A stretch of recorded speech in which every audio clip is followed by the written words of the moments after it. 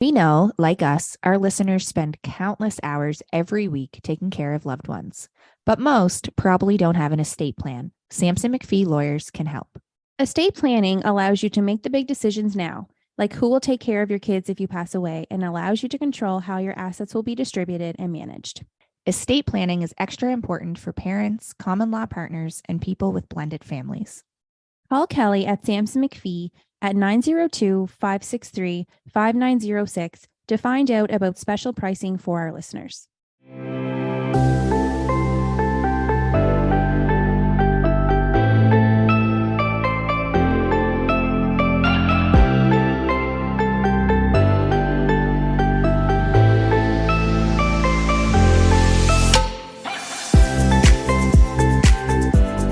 Hi, Jess. Hi, Sarah. How are you? Good. Are you okay over there? I'm good now. Gonna be okay? Yeah, I'm gonna be okay. Got to figure out this setup, you know?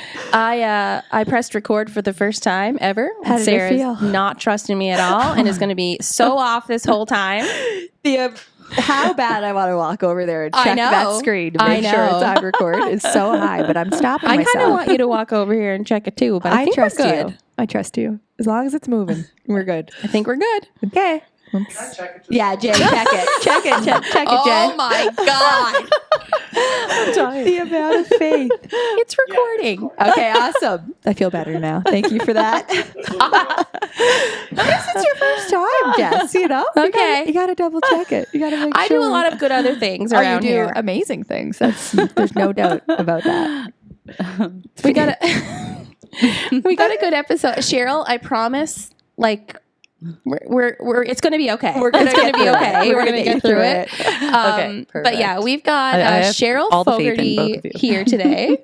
We are very excited to chat with her about all things conscious parenting. Mm-hmm. It's like a mouthful, conscious I know. parenting, I know. to say it. It is. But first, before we get started, we want to introduce Sheryl, and then we'll get started. We'll jump right in. So Sheryl Fogarty is a dedicated mother of 2 girls and the founder of Conscious Parenting with Sheryl Fogarty. With a passion for sharing the principles of conscious parenting, Sheryl is committed to nurturing mindful and compassionate relationships between parents and children. She believes in the potential of future generations and aims to empower parents to create nurturing and supportive environments for their families. Through her coaching, Sheryl provides practical guidance and heartfelt support to help parents connect deeply with their children and foster their overall well-being. Welcome to the morning meeting, Thank you. Cheryl. I'm so excited to be here. We're I can't believe it. Finally. Yeah, We've been we're so excited to have you. We've been manifesting this. Yeah. Conversation. I feel like I have Yeah. myself Yeah. too. Yeah. Like because I've been following you guys for forever, and I'm just super, excited about all the things that you bring to the table and all the topics and conversations. It's been amazing. Thank you. Yeah. Ditto. And we've had some conversations offline or Yes, off the record, yes. the Yeah. 3 of us, and we knew that we had to get you around the table officially Yeah, thank you. to chat with us. So why don't we start, why don't you just tell us more about your journey to starting Conscious Parenting with Sheryl Fogarty? Okay. I need to ask just from the start, Yeah. what is Yeah. conscious Yeah. parenting? We need the Sure, we need What the, does the it Coles mean? notes. Yeah. I was Contextualize just gonna that say for that. us. Yeah. Pretty much Because we speak all may have an idea of what we think that means, and we could be wrong, right? Yeah, so, no, exactly. we may There's be like, nothing wrong. and we don't I know was what wrong. conscious There's no parenting wrong. I is. was the wrong. answer. Cheryl and I had a lot of conversations, and I went to one of her peer Parent and peers peers, groups, and I was like, I had it all wrong. Yeah. So yeah. Yeah, so you need to Sometimes. tell us, what is Yeah. conscious Yeah. parenting? Why is it important Sure. to you to be a conscious parent? And what led you down this road Yeah. to starting Okay. conscious I'll try to parenting give with you Sheryl the Fogarty? Coles notes, like you said, Jess. Just a few softballs to get us Yeah. started here. Yeah. So I guess I'll start with how I got into it. Like before I had my girls, I knew that there was something missing. Like I read a book called No Bad Kids by Janet Lansbury, and I thought, okay, and they were calling it positive parenting at the time in that book. And there's so many different terminology that you can use: gentle parenting, positive parenting, whatever. So before I got into like the conscious part of it, that's kind of what I was learning about and I was interested in. And then I decided to go back to school and do my undergrad and did my honors in psych when the girls were really young. Because I thought, like, I'm learning all this stuff about, child development and, the brain. And I'm just like, but how can I not do this with my own kids? I'm like, what are we missing here? Like, what's this missing link? Right. And I kept thinking like, okay, there's a link between childhood and, adolescent mental health struggles and further adult mental health struggles.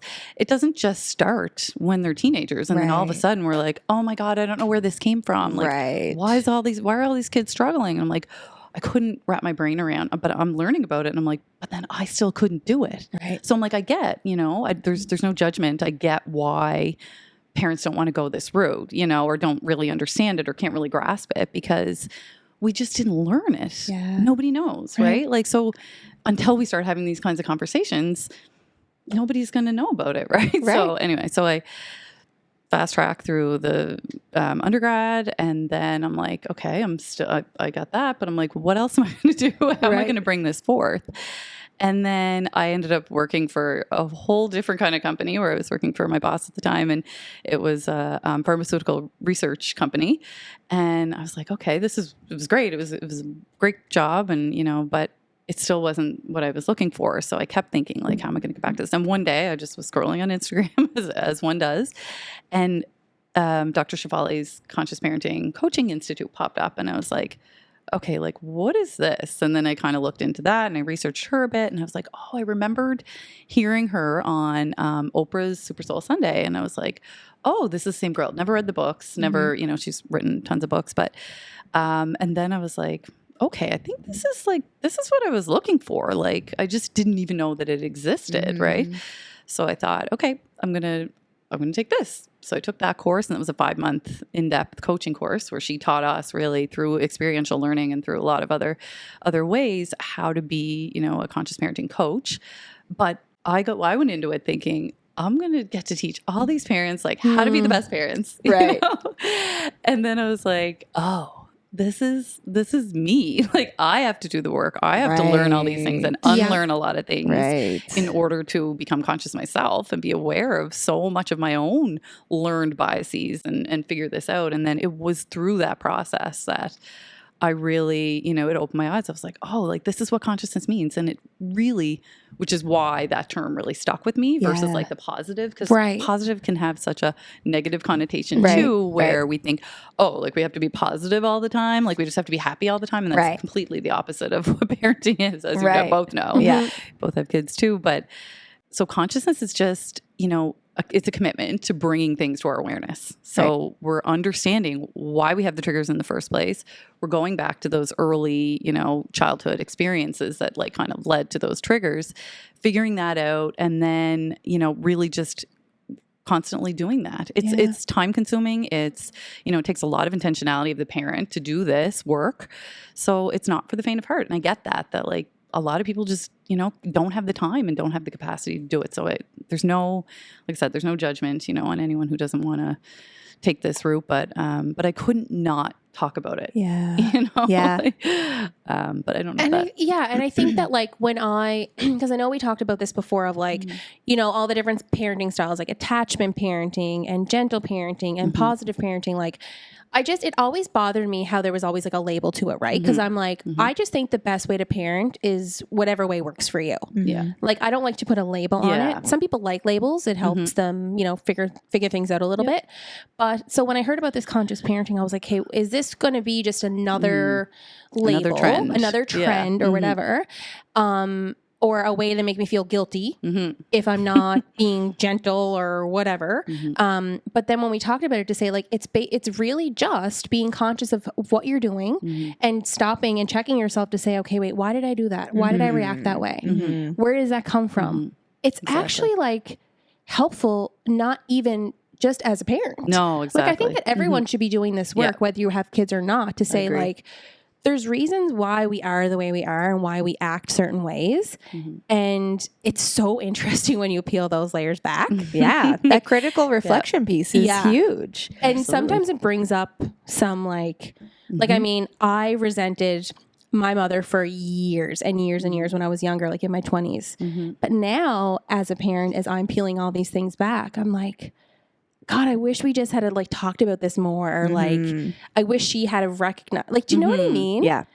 really it's like the reparenting of yourself, Yes. right? Like that's exactly what it understanding is. what has led you to be this person, this full person that you are now, better or worse, like, and I think the awareness piece really helps contextualize it for me. So similar, Jess, and like, what is conscious parenting? What does that mean to be conscious?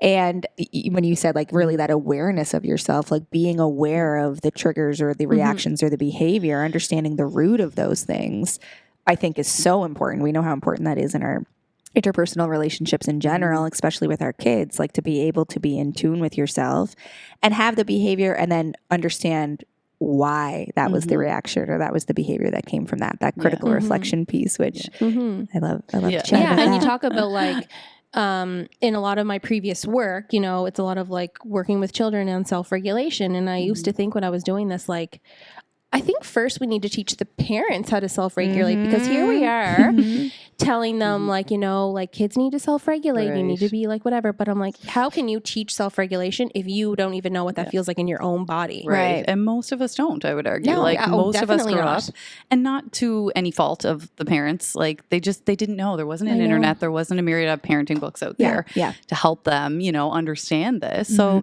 and there just wasn't even as much research. Right. Like we just have a plethora of research now that we can like sift through, which also can be harmful because there's so much information out there now, right? So what do we follow? Where do we look? What's guiding us? So that can be like very dysregulating in and of itself. Yeah. Children need enough co-regulation. Self-regulation doesn't happen unless you have that piece. Right. And if you don't have that, then that's stunted. And then people grow up. We can make it through life. We can survive, but we're not going to thrive, in our day-to-day lives. And we just don't understand that, right? Yeah. Like we just didn't get there in society yet where we've really like opened up to that. And we're like, because we don't want to blame anybody. And I get that too, right? Like I don't, but it took a long time as you, like I had a ton of resentment. I didn't want to blame anybody. I didn't want to, but I was like, we have to start having these conversations or we're never going to get anywhere. Right. We're never going to mitigate it. We're never going to eradicate it. Right. There's always going to be mental health struggles out there. Like, there's obviously a biological piece to a lot of them too, but I think we really need to start talking about it or we're just never going to get anywhere. Exactly. Opening up that dialogue is important. I like what you said about the intentionality piece of it and that it's a commitment. Like it's not easy just one day to decide you're going to do this. But that's where you come in, right? That's why it's important to have this coaching service to be able to help people understand that this is work, right? Like we'll help you through it. We'll help you through the work. Do you think that, because I feel like I'm a very self-aware person. Like I feel like I know what I'm doing, even if it's wrong. I know that, like I'm aware of that. Like Same. Do you think it's like hard for some people to be self-aware? Like, do you think some people just don't have self-awareness? 1,000%, I see it. Because I don't understand that. Because like I feel like I'm so self-aware that I can't. So like, if you're not aware of what you're doing, how can you even begin to do the work? Yeah. Right. And, and not everybody can, and not everybody will. I think, it does take that first step of like taking the step to like contact, get the help or, read a book or figure it out. But some people might not. And we just have to be okay with that. Yeah. Like, there are going to be people out there. I used to think like, I can't talk about this if like everybody doesn't get it. Right. Everybody has to be on board or I'm never going to be able to do this because I was such a people pleaser. I was like, I don't want to ruffle any feathers. Like, and this type of work really pokes the bear. Yeah. Like this is not like for the faint That's of heart. how you know you're doing something right. Right. Exactly. When there's contention. Right. Yeah. And now I get that and I'm okay with it. But like, I was not okay with that before. Right. Like, I was like, everybody has to be on board. Everybody has to agree with me. Right. Right. But now I get it. I'm just like, okay, I can see that because before it was like I felt like that was saying that I'm a bad person. Yeah. If they were, like if they're right, you're pushing wrong. back or and I was like, because I just didn't have that awareness that like, that's their projection. That's on them, not me. This is still okay to talk about and we need to talk about this. Right? Can you kind of give us an example of like what it looks like to be a conscious parent, just so that people that are listening can put themselves in this scenario to see as like, is this something that I could use, like that could be helpful? Is it something I'm doing already and not calling it that? Right. Yeah, like what does it mean to be a conscious parent? If you are asking that question, you're probably a conscious parent. Interesting. Like no bad parent, and I wouldn't even say there's a bad parent because I don't think anybody goes into this role thinking that I'm going to be. I can't wait to. Am I allowed to curse? Yeah. They'll bleep it out. I don't think they're going to be like, I can't wait to be a parent and like mess up my kids. Like nobody's thinking that when they go into this role. When we get into a triggering situation, we don't know that we're running on fight or flight. Like our body is just going into dysregulation and we're just bringing at the forefront whatever is quickest that we can grasp to do to alleviate that. Yeah. And all we're trying to do is suppress the emotion within our own bodies. Right. Yeah. We don't know that our brain doesn't know that child having a tantrum in front of us Isn't is a not going to grizzly- hurt us. yeah, it's not the grizzly like, bear. We don't need to run away from that. Right. But our brain Right. doesn't know that, right? So Right. I do like to talk about the brain and the nervous system, like when, I'm in the initial stages of the coaching, dynamic, because it's such a big piece for me too. Like we need to learn, and I'm sure most people have somewhat of an understanding of how the brain works. So when we're talking about dysregulation, we're really talking about, the autonomic nervous system and the sympathetic and the parasympathetic. So sympathetic, we're in fight or flight.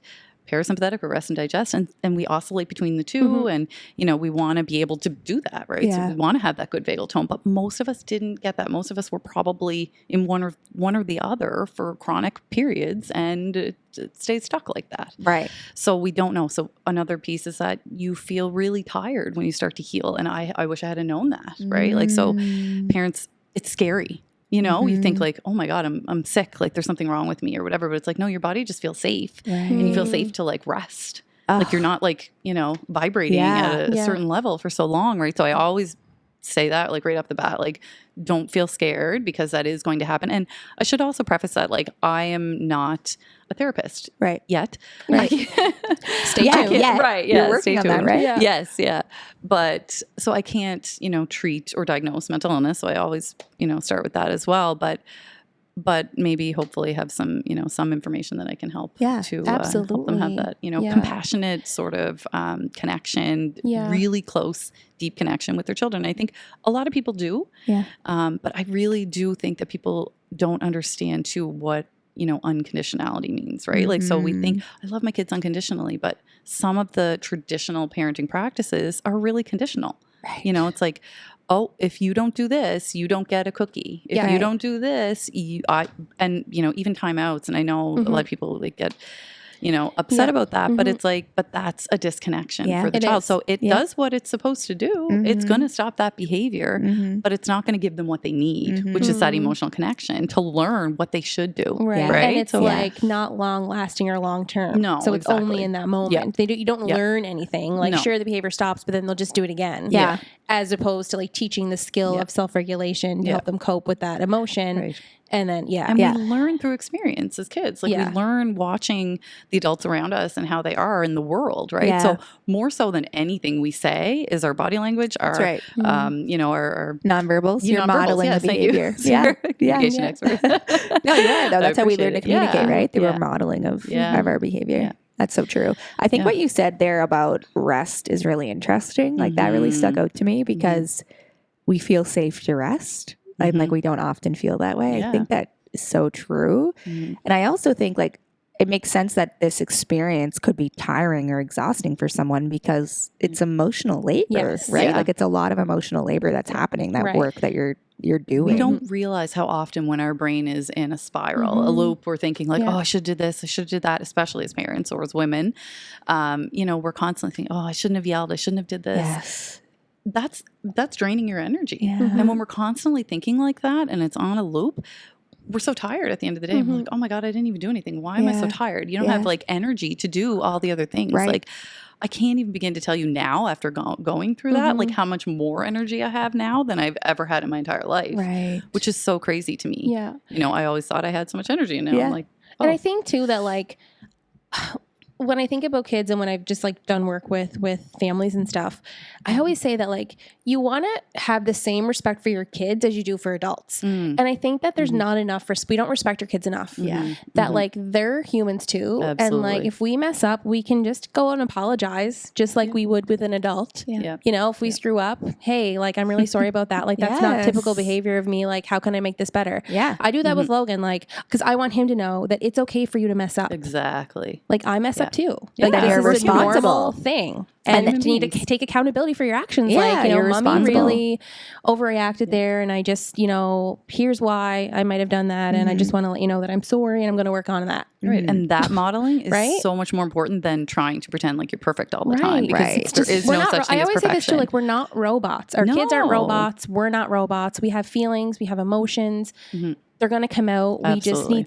We just need a plan and a strategy with how to work with those. Exactly. Because then there what is no such thing as perfection. Sorry. Yeah, because what happens when you're not there, right? Yeah. If you're not there to put them in the timeout after the tantrum, like they need to be able to get themselves from here to here Yes. when they're experiencing big emotions, right? They have Right. to be able to regulate and understand and make sense and then understand the behavior in whatever context they're in. And you won't always be there to help them do that. Exactly. Right? And the behavior is not okay, but sometimes the feelings are okay. Right. Right. So we have Exactly. to like acknowledge like, oh, like you're Exactly. feeling, Of course. yeah, you really want that cookie. I know you want that cookie before dinner, but no, you can't have it. Right. You know, Sorry. you still can't have it, but I know it sucks that you can't have Yeah. it. Yeah. And I think like we need to recognize that. And I say this to my clients all the time, that we can say no to our kids and for them to be okay with that. Yep.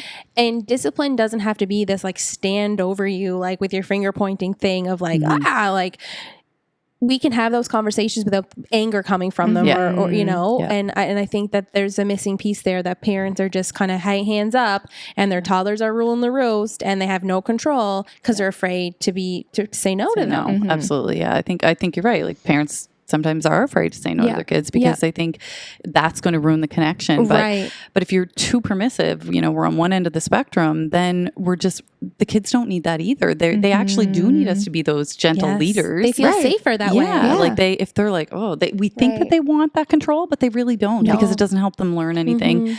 They need us to be those gentle leaders and say no, but we can do it without being scary and fearful, because when we're scary and fearful and we're, loud and booming and whatever, our brains are going to shift that way. So our amygdala is going to grow larger. Our brain is going to constantly look to scan the environment, because all our brain is really doing is keeping us safe. Right. Like we're just another species on Earth.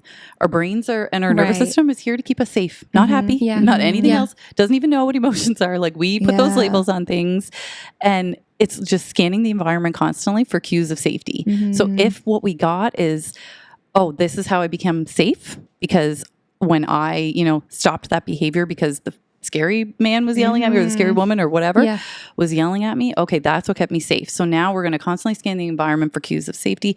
And if whatever is familiar to our nervous system, that's what we're going to look for. So that saying, our nervous system is going to look for a familiar hell over an unfamiliar heaven at any time. It's the reason that we continue on doing patterns, the same repeated patterns, whether it's unconscious, right? Because we're just not aware of it, that we're doing it. And you also start to manage emotions from that, right? Like if you think your behavior leads to the parents' explosive yelling or the whatever, like you're doing things to be like you're on edge, waiting for those various reactions to whatever it is you're doing. This is where that chronic state of like we're constantly in that chronic, or they call it like sometimes CPTSD, where we're constant. I shouldn't be putting labels on things because I'm not able to diagnose anything, but it's, I think all the information is out there anyway.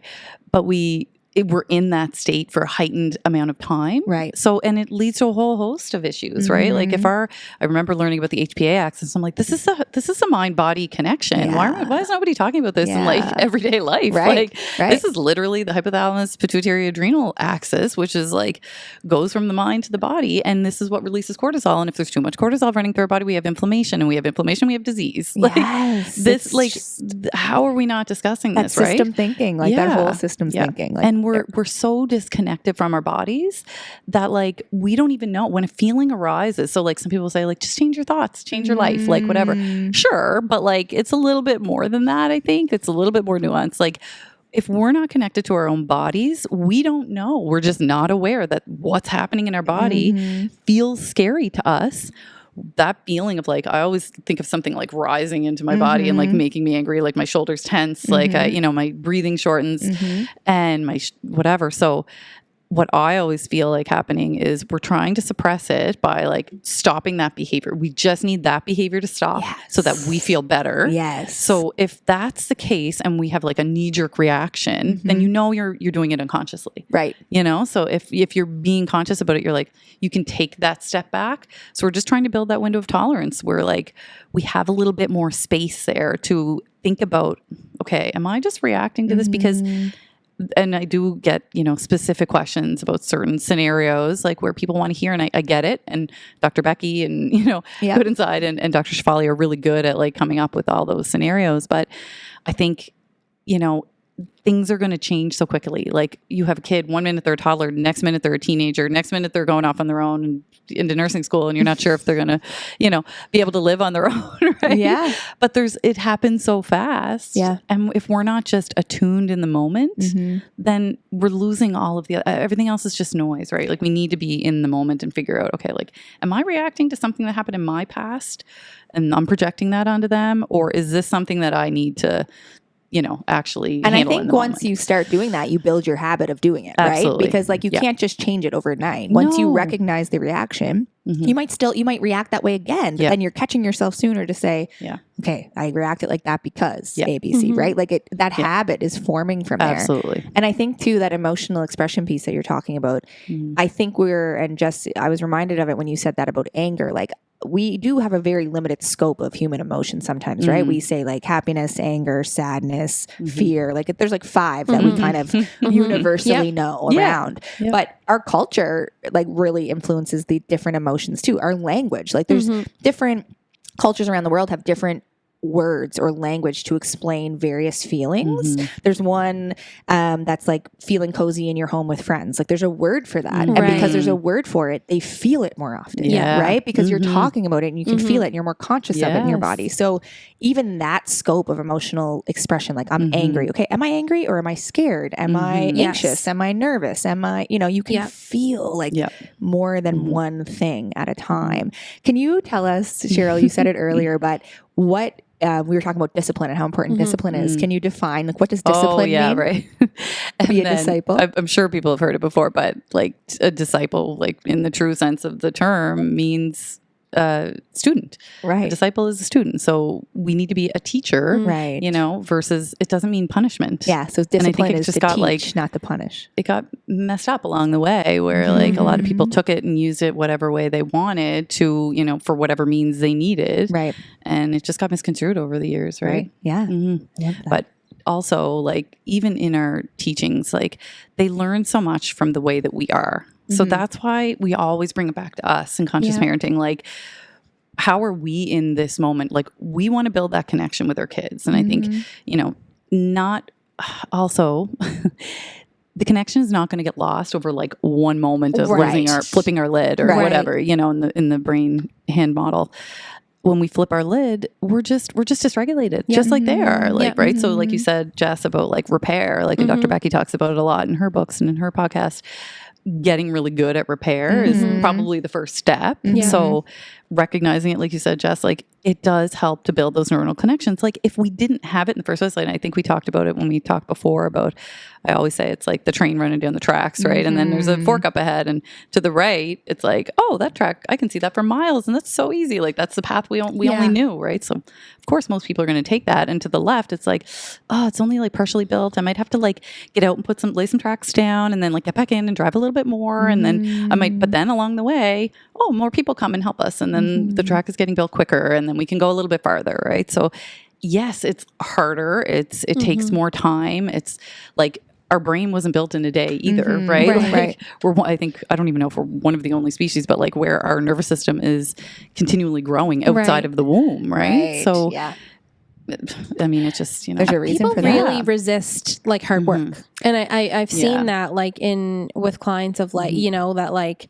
it's really hard work to like, like if you talk about like, I don't know if there's like behavior going on and you're trying to like get the desired behavior, like it's not going to happen overnight. Like you have to make changes and you have to start, it's hard to put boundaries in place and it's hard to set limits. And that's why parenting is so difficult. Yeah. I think parenting everyone's is very, if you're not, this way I say, if you're not miserable, you're not doing it right. well, Right. Yeah. Because it's so hard in every way, like, Yeah. like emotionally, physically, mentally, like it drains you. Yeah. And of course it's the best thing ever. And I always say, like, I love being a mom, but being a parent is so difficult. I also think, I don't know if it's necessarily like people don't want to work hard, but I think sometimes people are just tired or exhausted and don't know where to start and feel defeated, right? Like, I don't want to put the work in. It's not like, oh, I'm lazy, I don't want to put the work in. I think it's like I'm I don't have the overwhelmed energy for that. And my energy, my gas tank is empty. So like that seems like that's going to take a lot of energy. Yeah. Where I could just keep doing what Or I'm it's not doing. the priority right now. Yeah, that's true too. Right? Yeah. I think hearing you speak, Sheryl, too, a lot about this, I'm thinking like, how often do we live in the present? Like we are, we know that from, various other conversations where we as humans often spend our time in the past or the present or in the future, right? Like if I'm anxious about something, it's probably about something that happened before that I'm overthinking or something that's about to happen that I'm nervous about or whatever.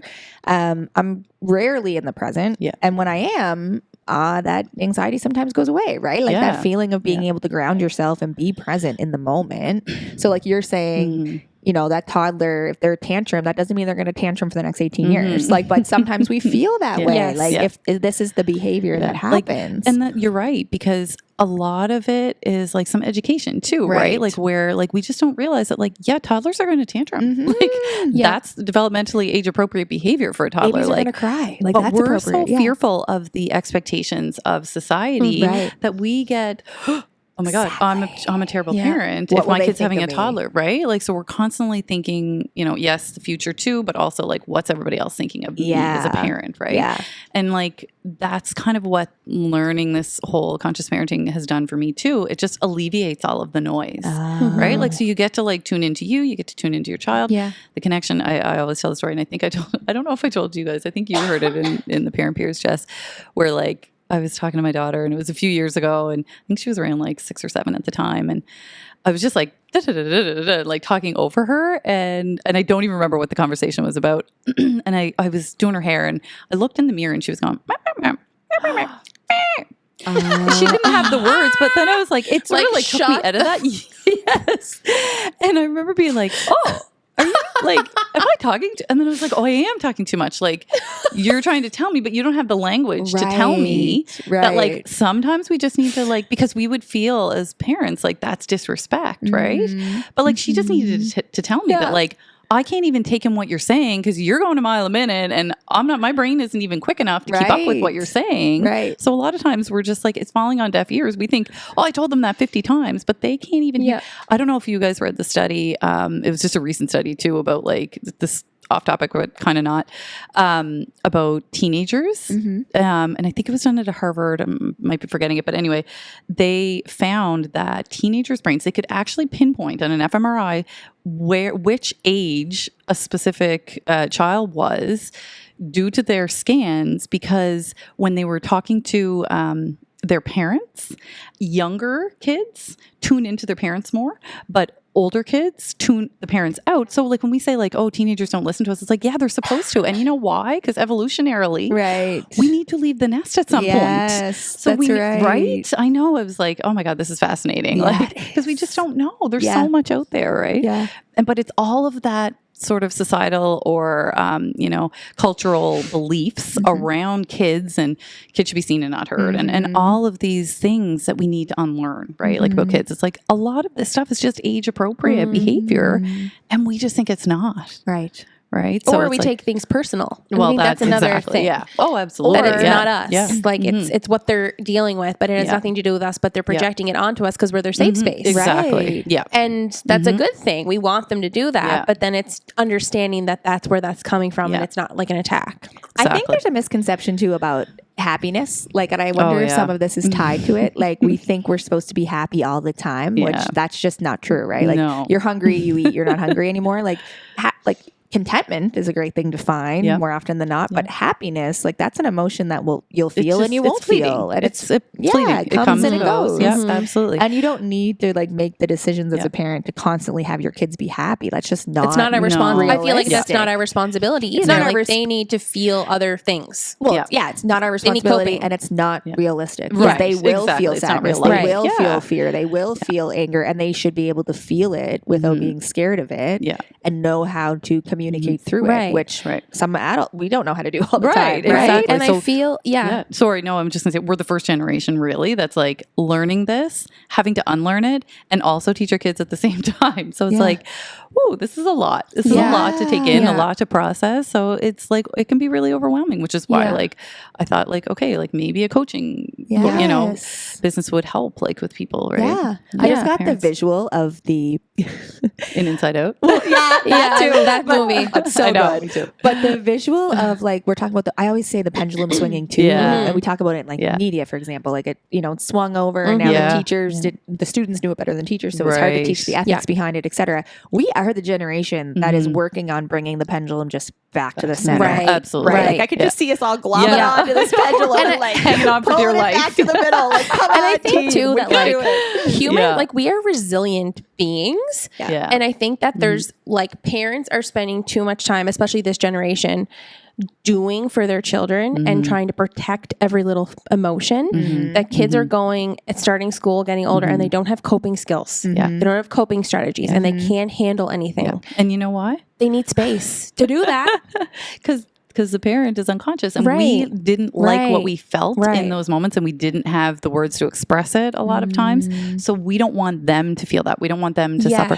But like pain is inevitable. Suffering is a choice. Like we don't have to suffer through anything that we go through, right? Like no matter what it is, but pain is always going to be there. It's a part of life. And like you said, Jess, like happiness, and I know this sounds really morbid, but I'm like, I always talk about like, this is proverbial mountaintop of happiness. Like we're all trying to get there. Like it's so difficult, but like that's death.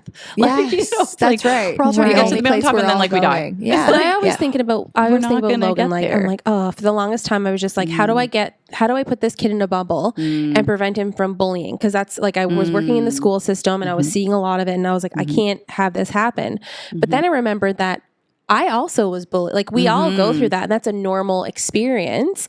And if I protect him from that, I'm not actually helping him. What I need to do instead is give him strategies to deal with that and cope with that. But it's like, it's a huge mindset shift, right? Because it's like you said, like we don't want them to feel any pain. You're right. Yeah. And you're right. It is a mindset. Like conscious parenting is a mindset shift. It's a shift in how we look at children, how we view them, how we, that look at the dynamic, the parent-child dynamic. It's not a hierarchy. Like it's a connection. It's a relationship, right? And that's reciprocal, right? So we're getting from them just as much as we're giving to them. But yeah, there's no stopping a lot of these situations from happening. They're going to go out into the world. Like things are going to happen to them. But the best thing we can do is give them the tools, like you said, and give them that deep, innate sense of self. Right. And that's what like I would believe that all parents want for their children is to truly know who it is they are at their authentic core. Right. And I remember going through the course and being like, oh my God, I don't even know who I am. Like, what do I like? Because I was so used to doing for other people, right? Yeah. And it was like, it was so eye-opening to see that. And it was like, and not really even to any fault of my parents, like just nobody knew how to do that, right? Because we're, like I said, it's conditional. A lot of the traditional parenting strategies. It was like, stop the behavior to like alleviate their own suffering. And it just keeps getting passed down and passed down until someone stands up and says no more. Like, we're going to figure this out. We're going to, what can we do to like start to, work on, creating a better world, right? What a good question for all of us to think about. Like, what do I like? Why do I do that? Do I have that type of supper on that day because that's what we always did when I was little? Like, do I even like that? You know what I mean? Like, what do I like? What are some myths, Sheryl, that are important to bust? Like common myths about conscious parenting that you hear out there that you'd really like for us to debunk? Yeah. Well, I think the biggest one is probably that it's permissive. Like that, like we just lackadaisy. We're just like, we let them do whatever they want. They're going to grow up to be entitled snowflakes or whatever, whatever the terminology is, right? Yeah. And I think that's the biggest misconception that you could possibly take away from it, because we need those boundaries, like Dr. Daniel Amen talks about. Like, we need to be firm and kind. Mm-hmm. You know, we can set those boundaries, and that's what they really need. You know, we don't just let them have ice cream every day for lunch if that's what they want. It's not, you know. But I think people just didn't know, right? Like, that's just not where it is. I'm careful not to like infantilize workplaces, because employees don't need that. But I think that's important for leaders to listen to too, right? Like, firm and kind, like similar to conscious parenting. Like, conscious leadership looks like that. It as well, stems into right? that, right? Like, I remember too, just like, and I think you guys were there. It was one of the, and I think it was called Conscious Conversations, actually, now that I think of it. It was one of the, I don't know, set up by not downtown development, but the chamber, yeah. Okay. And it was a talk, and she was talking about biases in the workplace. And I don't know if you guys remember that, but I was like, where is childism on this list of like biases, right? And we don't even know, I don't think most people would know what that is. And it's just really that, like, because we're older and bigger, we have more authority. But like, kids, like you said before, you know, deserve the same respect as adults. They're fully functioning human beings. It's like, yes, we need to take care of them, you know, physically for a long time and emotionally, but we need to give them that same respect, right? And that's just where that kind of comes in. But they were saying, like, oh my God, like, how do we get rid of all these biases in our workplace? And I'm like, well, we start there, you know, because we need to start young. Like, we need to start like with this parent-child dynamic, because people don't just walk into the workplace and think like, oh, I'm going to, like, you know, take over. I'm going to control everybody, and I'm going to do what I want and whatever. It's like all of those, whether it be racism or, you know, whatever, genderism, whatever, it starts young. Like, we learn all of this stuff through our relationship, through our, you know, connections with our caregivers, and it just keeps going from there, right? Yeah. So if someone's listening to this and they're thinking, okay, like, where do I even begin? Like, where does someone start? They want to go on their conscious parenting journey. What do they do? I think asking that question would be like the number one. Like, where do I start? And if you're thinking about it, then you're probably already on the journey. You're probably, you know, and I mean, of course, like, reading the book, The Conscious Parent is good too. But I think some people do even take away from that it's, because it's sort of the why, like, it's sort of like deeply spiritual and, you know, not religious whatsoever. But like, she does talk a lot about like humans and how, like, we have a finite time on earth. Like, why are we wasting it on so much like unnecessary like stuff, right? And then I think, you know, and then reaching out, you know, talking to your friends about it. Like, I think having conversations with people, and, you know, but yeah, there's tons of, I can give you lists and lists upon lists of books that like I've read over the last few years that would like help with that. And Dr. Daniel Siegel's another great one too, has a bunch of books that really help, and Dr. Shfali, and Dr. Becky. There's so much out there. And then, of course, I mean, if anybody wants to, they can reach out to me as well. Yeah. You know, but where do they find you, Sheryl? Yeah. Well, I have a website, SherylFogarty.com. And then I also have my Instagram page, which is the conscious_ish mom, which is a big mouthful, I know.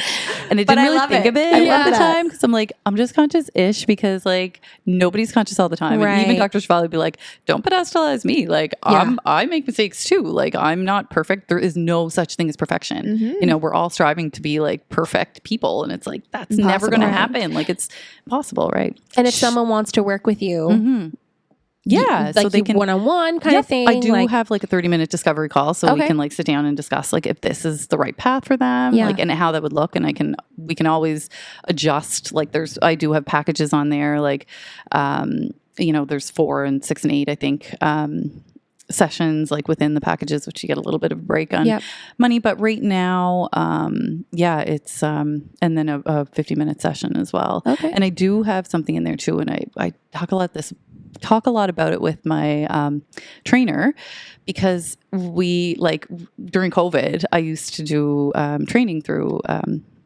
online or whatever, and we just kind of kept it going. And I was like, this is like the best thing for me. She's like, you wouldn't, and I was going through the course at the same time, so it was like I got to talk a lot about it to her, and she was saying, you wouldn't even believe the things that people bring up during training sessions with her, like physical training.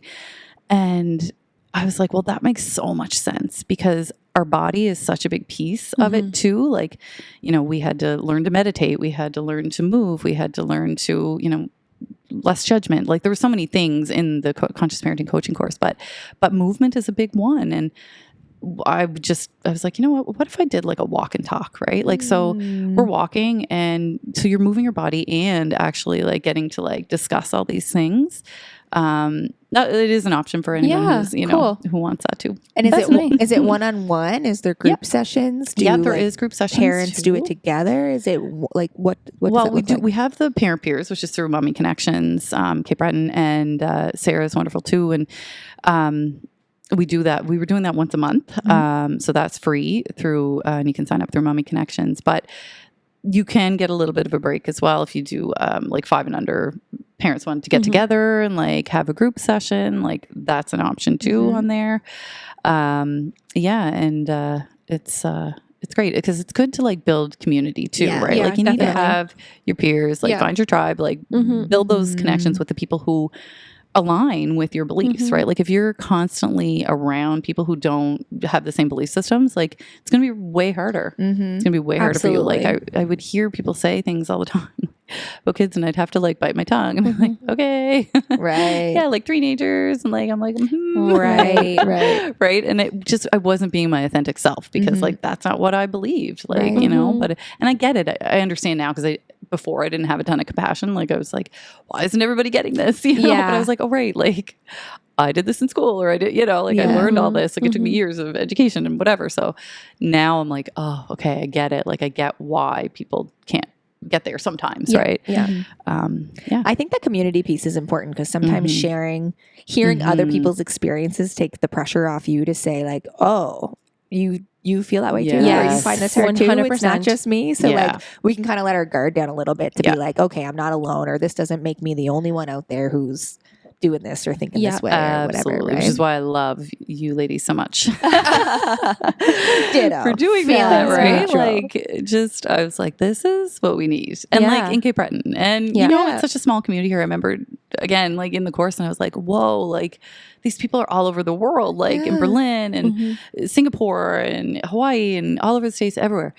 And I was like, how can they have such similar situations and similar stories? They don't speak the same language. Like, then I realized, like, this is a global epidemic. Like, this isn't just in Cape Breton, like, you know, but we're sometimes like, we're so like, we're on our little island and we're like, oh, we're just doing our thing. But yeah, it's global. It's the human experience. It is, right? Yeah, like what absolutely. connects us as human beings. Like, you know, that human experience is definitely a global one. I think we all have our unique, you know, attributes or identities based on like some sociocultural stuff. But really at the end of the day, like we're all these human beings just trying to get through. I feel like Dr. Jody Carrington, connect and community. I don't know if you guys know her, Dr. Jody Carrington. She's a psychologist out west, but she always says we're just trying to walk each other home. We're just walking each other home. And I feel like we only scratched the surface. Like I feel like we didn't even go deep into any one thing. Right. I have some questions for like about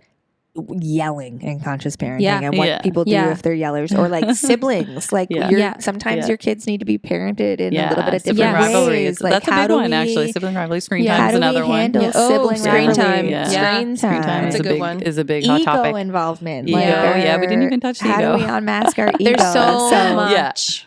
So Jess, because there's so much to talk about with Sheryl, do you want to tell our listeners what our plan is here? I get to say it? You get to say it.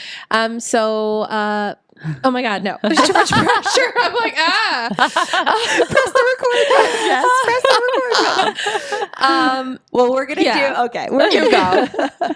we're going to have Sheryl back around the table because we knew that once we got started in this conversation that we would just have way too much to talk about to fit into our 1 episode time limit.